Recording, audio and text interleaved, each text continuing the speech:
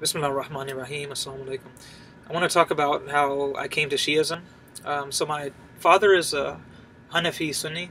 My mother's a Jafri Shia. So growing up, as many youth, we hear, okay, Sunni's right, Shia's right, Hindu's right, the Sikhs are right, Jewish are right, and Buddhists are right. So, naturally I was confused. I would say, I didn't believe anybody. I was skeptical from an early age.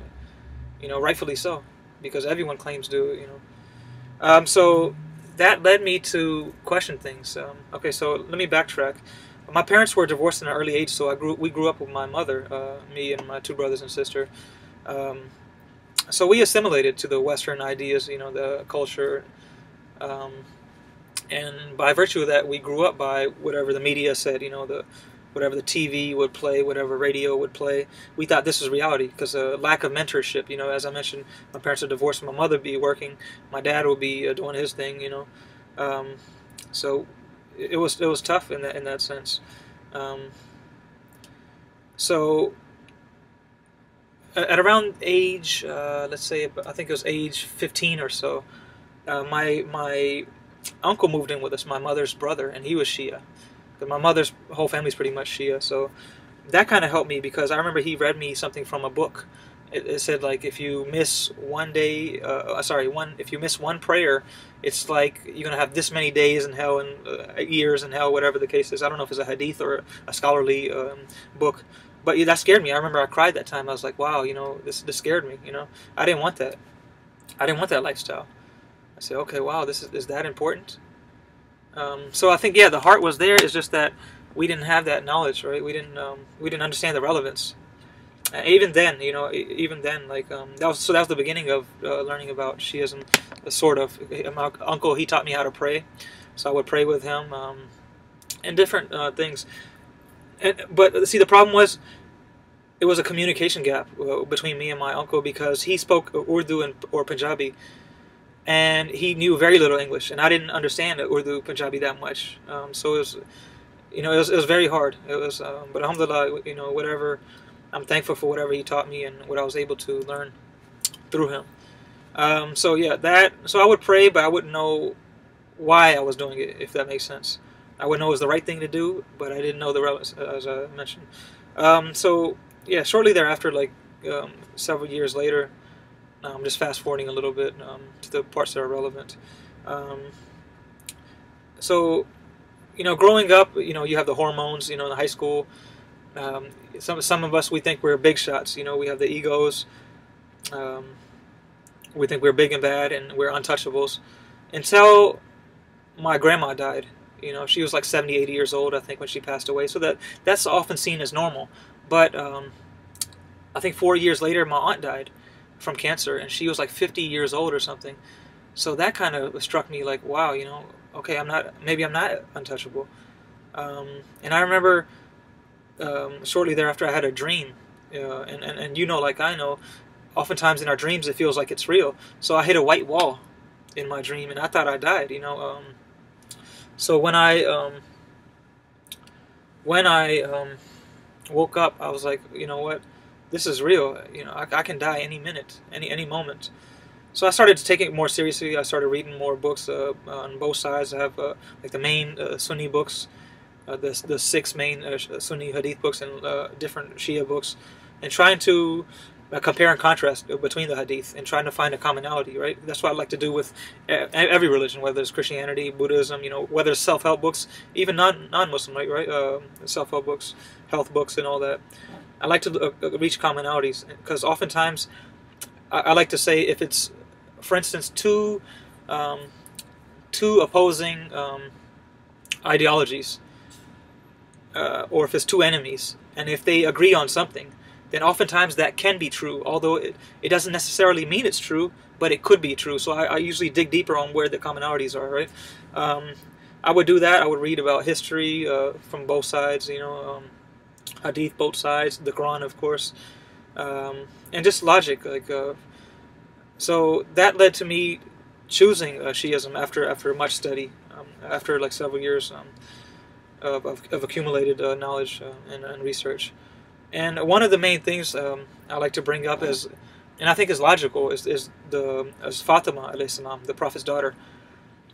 So just going to her marriage, because of course Sunni Shia, we agree on Allah, we agree on the Prophet, right? The problem is after the Prophet, do we follow Abu Bakr or Imam Ali alayhi salam? So I just out of my logic, I started thinking, okay, so in Sunni and Shia, we both agree that Fatima is said to be the highest woman of Jannah, right? Her highest ranking. We say the Prophet Muhammad is said to be the highest ranking in Jannah. So who married Fatima? Because logic would dictate that the highest ranking person should marry Fatima, right?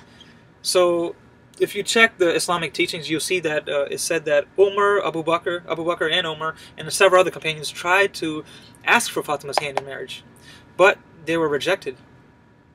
So this told me, hold on, okay, so Imam Ali eventually married her, of course, as we know, alayhi salam.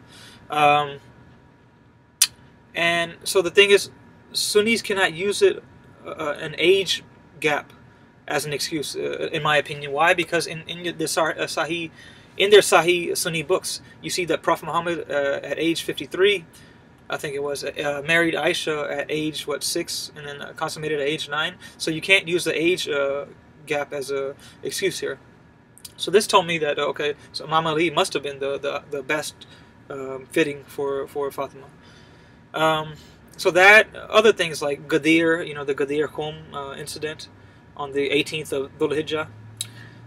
And of course, this is stuff that I've accumulated over the years, not just at that time. I didn't know all this at that time. I would just, the Battle of Khandaq, how Umar bin Duwayd, how they fought and how everyone else was scared. The event of Dhul Ashira from the chapter 26, verse 214. So many different things. You see, like how after the Prophet died, like how in Saqifa, all the politics surrounding that. And all the schisms between these the two the Ahlul Bayt and throughout history you see the rulers versus the Ahlul Bayt. You often see a lot of a lot of differences of opinion, a lot of incompatibilities. It didn't add up, so I started to dig deeper. Why did they differ? What is the difference? Was it just a political difference, or was it religious? And you see that, I mean, so many proofs that we can talk about, but I don't want to get too much into it. But these are the main reasons. In the Quran it says like the truthful people will be oftentimes the less number, right? We see that as the few people are the thankful, right? We see these common themes in the Quran. It's not so much about quantity, it's about quality, right? Otherwise we'd be Christians, right? We'd want to be the more number. No, it's not necessarily that. So I started looking at this. Me personally, I have always been a person that tried to stand up for the oppressed, giving them a chance to speak. I guess just to be fair as I could, right? No matter who it is, just always try to lend an ear to the oppressed one and see and actually judge with fairness what they say and research it, not just discount them just because they're weaker or they're poor or what the case is, right? So these are some things that led me to Shiism. I mean, inshallah, I don't want to keep this video going too long because it might get too boring so inshallah I'll touch up maybe on a future subsequent video of more detailed title specific to each incident. So I hope you guys enjoyed this short video. If you have any questions, please feel free to ask, and disagree with me. That's fine. That's it's all a part of learning. I'm still here learning. I don't claim to know everything. As I like to say, willingness to learn and willingness to accept change. We have to keep both open. Otherwise, we're closed-minded. Right? We cannot assume. We have to be humble. So although I do believe that Shiism is the correct way, I could be wrong, and I stand to be corrected. But if you don't speak up, of course in a respectful tone and with references, right, and logic as well, if you don't speak up, then, I mean, how am I going to learn? So it's a win-win situation. It's an interdependence. Teach me, and I'll teach you. We're both students. We're both teachers, right? Assalamu alaikum.